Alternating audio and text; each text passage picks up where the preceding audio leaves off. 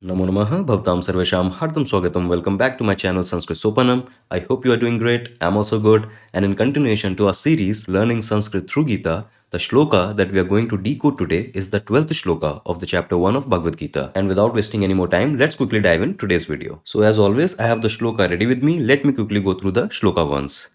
Tasya sanjanayan harsham kuru vridha pitamaha simhanadam vinadyochahi Shankham Dadamau Pratapvan. So this is the shloka that we are going to decode today, and as usual, this is the Sandhi Vichhed version of the same shloka.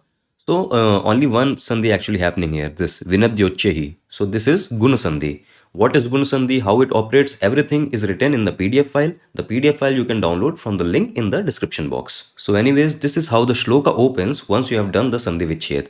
Tasya Sanjanayan Harsham Kuru Vridha Pitamaha Simhanadam Vinadya Uchchahi Shankham Dadmau Pratapvan. And what do these words mean? Let's quickly decode the shloka one by one. And as usual, we will start our decoding process with an anchor word. So this word is coming from here, Dadmau Pratapvan. This Dadmau means blew. Blew as in you blow in air to make a sound. So that blew. And someone blew. So in bracket I have written he blew. This is the meaning of this word Dadmau. Now this verb form Dadmau comes from the root ma. This is the root or the dhatu. This means to blow or to breathe out forcefully or to blow to make sound. So we have certain musical instruments in which we blow the air. It's flute also, conch also. So all these things we blow in to produce sound. So that blow. So dhma means to blow. And in third person, singular form and past perfect tense. Past perfect tense in Sanskrit is called lit lakar. So lit lakar or past perfect tense. So in third person singular form past perfect tense, this dhma, this dhatu changes into dadmau. Simply meaning he blew. Something, some action done in a distant past. That's why past perfect. So suppose it was done in present tense that he blows a conch, he blows a flute. So I would have written saha dhamati. Okay, saha dhamati. But since the author is using past perfect tense, we are changing it into dadmau. Okay, so dadmau, we have the root, we have the person, that which person is doing the action, that is third person. Then we have the number, how many person are doing, so single person. And then we have the tense, that it is past perfect tense or lit lakar. So immediately a question will come, obviously, who? So someone blew, so who blew? Kaha. And the response is Pitamaha. So Pitamaha, this actually means grandfather. But since we know the context of Mahabharata, we know that this Pitamaha is referring to Bhishma Pitamaha. Who was Bhishma Pitamaha? He was the grandsire of the Kaurava and Pandava people. So Pitamaha Dadmau simply means Bhishma Pitamaha blew. Okay, and since Bhishma here is the subject, is the karta of the action, that's why this is in first case. Pitamaha, first case form. Okay, so let's move forward. Now, Kidrishaha. Simply, we are now going to describe Pitamaha, how he is being described in the shloka. And the first word we get is Kuru Vriddha. So, Kuru Vriddha, this is a samas. It is a combination word. Kuru, you already know, Kuru is the clan from which Kauravas belong. Okay. And Vriddha simply means a elderly person, an old person. So, Kuru Vriddha simply means an elderly person belonging to the Kuru clan, the Kaurava people. So Kuru Vriddha is simply a title being given to Bhishma Pitamaha, that he was one of the elderly member of Kurus or Kaurava clan. Let's move forward. And again the same question, Punascha Kidrisha, that what else, how else he is being described. And we get another word, Pratapvan. So Pratapvan comes from the root word Pratapvat. This is a Takarant word. Why Takarant word? Because obviously it is ending with a Ta, with a Takar. So it is a Takarant word. I hope you remember all this terminology. Akarant word, Ikarant word, Ukarant word, Takarant word. I hope you remember all this. We have already covered in the previous videos. So Pratapvat, this is the base word. This is the Pratipadik, as we say in Sanskrit. And since this is an adjective being used to describe Bhishma, so this adjective is going to mimic all the properties of its noun. That is, this word is also in first case singular form. Okay. So Pratapvat, it becomes Pratapvan. And this simply means strong and powerful. Someone who is very strong, someone who is very powerful, influential. Okay, so in all, Pitamaha Dadmau, Pitamaha Bhishma blew.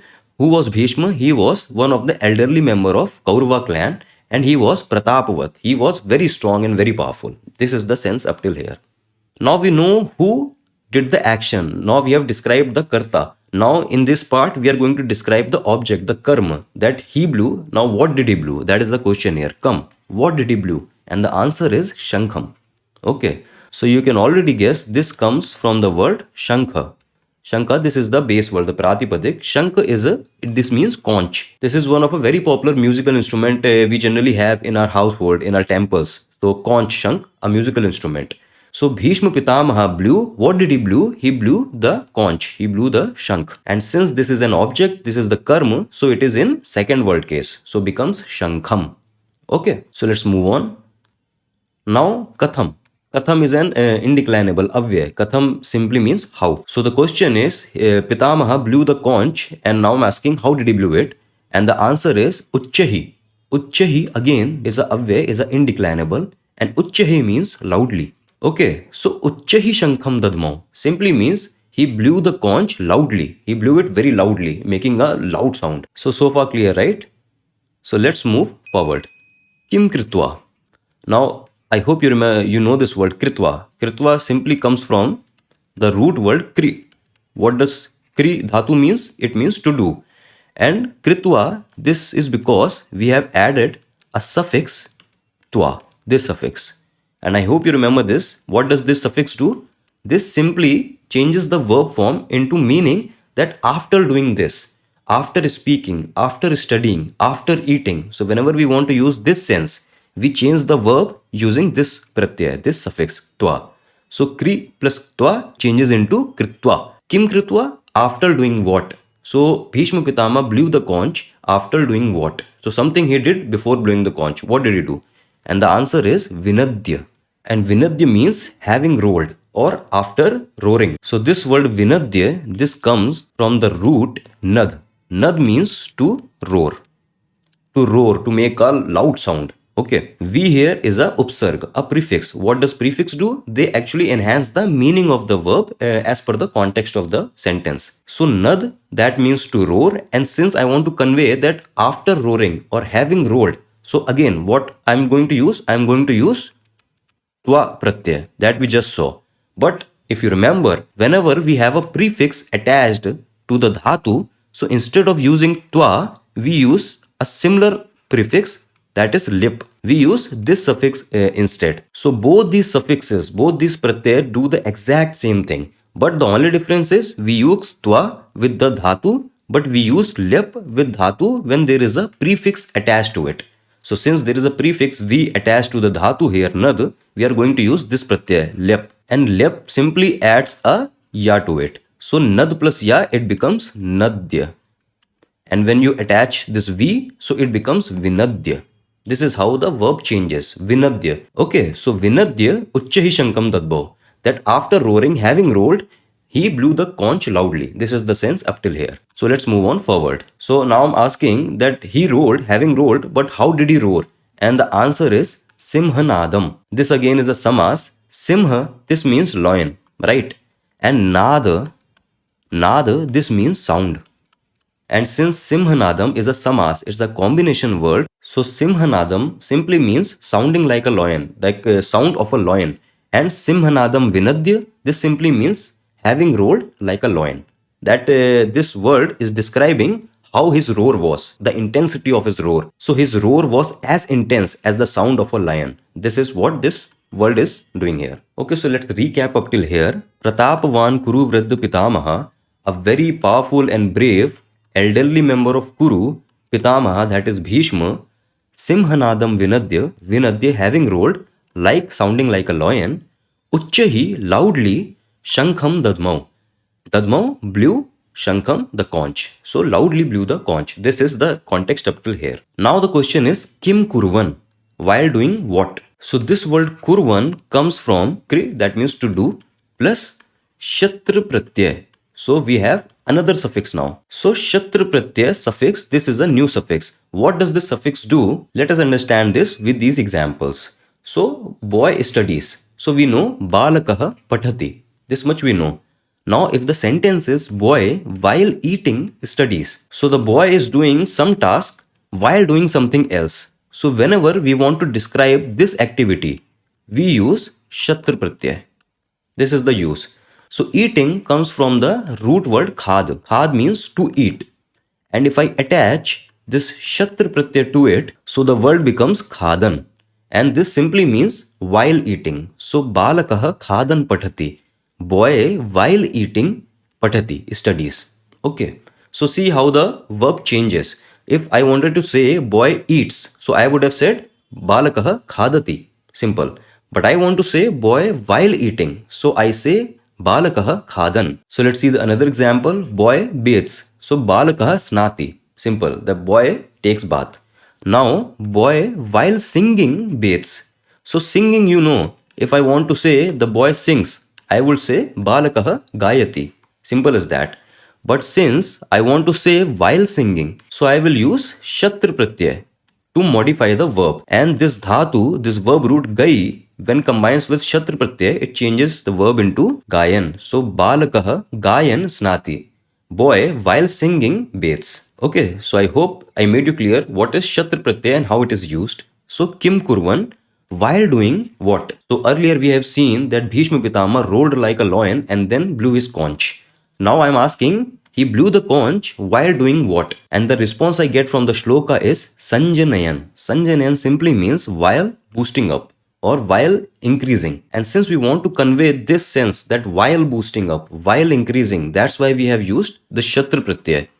Root word here, the dhatu here is jan. Jan simply means to create. So jan means to create. And if there was no shatra pratyay, the simple word would have been samjanayati, that he increases. But since I want to say while increasing, so we use shatra pratyay. And this modifies the verb as sanjanayan. So while boosting up, while increasing, he blew the conch. So this is the sense up till here, and let's move on. And obviously the question will come, what? Right? While boosting up, while increasing what? And the answer is harsh. That is joy or happiness. So harsh again is a very common word. And since this is the object here of this verb, while increasing, while boosting up, so that's why it is in second word case. Okay, so let's move forward. And last, the question is whose. Question pronoun kim. Kim refers to who. Okay, and since I want to ask of who, like whose joy, so I'm using the sixth case, right? Okay, so kasya, whose happiness, and the response is tasya. Tasya comes from the, again, the base word tad. Tad is him. And tasya, the sixth case, is simply saying of him. That is his basically. So tasya, his. And since we know the context of the shloka already, that up till now Duryodhana was making all the dialogues, but this particular shloka, again Sanjay is telling all the events to Dhritarashtra. So Sanjay is simply telling Dhritarashtra that in order to increase his morale, to increase his joy, like Duryodhana's joy, Bhishma Pitama blew the conch. Okay, tasya, that means his, that means referring to Duryodhana here. Okay, and with this, let's move on to the Anvay section, the rearrangement. So the rearrangement of the shloka is प्रतापवान कुरु वृद्ध पितामह तस्य हर्षम संजनयन सिंहनादम विनद्य उच्च ही शंखम दधमौ. And let's see the translation also. So Pratapvan, that is the mighty, the very strong, the powerful. Kuru Vriddha Pitamaha, Kuru elder, Bhishma, Pitamaha referring to Bhishma. So Sanjanayan while boosting up. Boosting up what? Joy, that is Harsham. And Tasya Harsham Sanjanayan. So while boosting up his joy, that is Duryodhana's joy. Simhanadam Vinadya, roared like a lion. So Vinadya, that is roared, having roared after roaring. And Simhanadam is simply describing that intensity. So like a lion, making a sound like a lion. Uchchahi Shankham Dadmau. So Shankham Dadmau blew the conch. And Uchchahi, that is loudly. So the mighty Kuru elder Bhishma, while boosting Duryodhana's joy, he roared like a lion and loudly blew the conch. This is the entire meaning of the shloka. Okay, so before wrapping this session, I just quickly want to address a term, verb-based adjective. This term I use in the PDF file. Verb-based adjective simply means when with any dhatu, any verb root, a suffix attaches, it generally modifies the verb. And this modified verb becomes the verb-based adjective in most cases. Because this verb-based adjective, as all the adjectives do, are going to describe its noun. What do I mean by that is, pat dhatu when combines with shat pratyay now we know when we want to convey the meaning while doing something. So pat when combines with shat pratyay, the resultant word becomes this. it becomes pathat for masculine gender nouns, same pathat for neuter gender nouns, and pathanti for feminine gender nouns. And all these three words, they are the base. They are the base, the pratipadik. Okay. And we took the example, no, that boy while eating studies. Balakaha khadan pathati. So why khadan is because boy, the balaka, he was the noun. And the verb adjective, it is going to describe its noun. And since the noun was in first case, the balak base pratipadik was in first case. So balakaha. And that's why our base word pathat, it will also change into its first case. And in first case, this pathat changes into pathan. And this becomes the verb-based adjective, that it is still adjective, but this adjective is coming, it is arising from a verb, a dhatu. And same is the case with this pratyay, the pratyay. What does this pratyay do? If you remember, it changes the verb into its past tense form. So, to study is the verb. If I attach this suffix, it changes into someone who studied. So, that is the case. And this modifies as this pat for masculine gender nouns, same pat for neuter gender nouns, and patha for feminine gender nouns. So if you remember the ninth shloka where the term was shuraha tyakta jivitaha. So this word tyakta, this again, it came from tyaj. Tyaj means to give up, to abandon, and plus this suffix, the suffix. Entire combination, it changes into tyakta. Okay, and since there we were addressing shuraha, multiple warriors, so the word would have changed as tyaktaha. Tyaktaha shuraha, that warriors who have abandoned. The bottom line is only that verb roots, the dhatu, when they combine with a certain suffix or pratyay, the entire thing modifies and becomes a modified word. And what are these words? These are just verb-based adjective that they still describe their noun, but they are coming from a verb. And again, don't fret too much about all these details. These details can feel a bit intimidating, but again, as I said, that the more we use it, the more we practice these shlokas, all these things clear up. And this wraps up our entire session today. Don't forget to download the PDF file, the link in the description box, and I'll see you again in the next shloka. Until then, stay awesome, stay happy. Vayam punha milamaha. Dhanyavad.